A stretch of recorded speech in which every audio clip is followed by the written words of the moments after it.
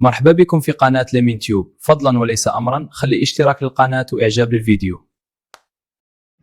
هذا المواطن اللي راهو أمامكم صرات له حادثة أمس، الحادثة في عين وسارة. راح باش يشري سيارة، نخلوكم تسمعوا واش صرالو. راح يحكي لكم كلش واعطونا رايكم في هذه القصة والحادثة اللي صرات له. السلام عليكم خوتي، ربي يبارك فيكم، الله يعطيكم الخير ان شاء الله، ربي يعطيكم ويهنيكم ان شاء الله. بغيت نهضر على واحد الموضوع برك. كاين واحد الاخ نورمالمون في وسارة اللي بيع السيارات، هذا عمار كسوفي هذا. من هذا المنبر رايح نقول لك حسبي الله ونعم الوكيل فيك. عالشي اللي درتو فيا جيتك من ورقلة.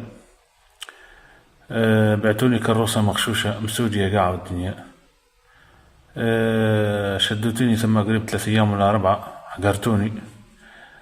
ما رجعتوليش دراهمي، رجعتولي مونطو، قعدت واحد 15 مليون.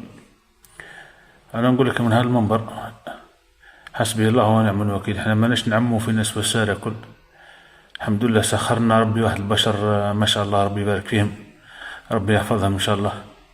ماناش نقولوا ناس وسارة قاعشينين، ولكن من هذا المنبر نقول لك حسبي الله ونعم الوكيل، حسبي الله ونعم الوكيل.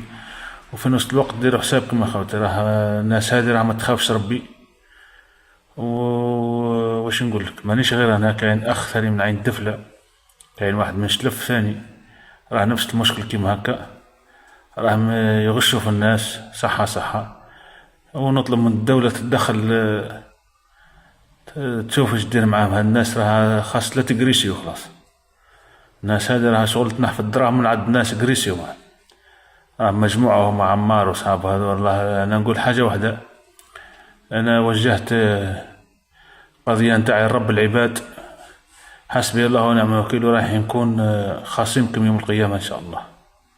مانيش مسامحكم للممات ان شاء الله، تخلصوا الدواء ان شاء الله.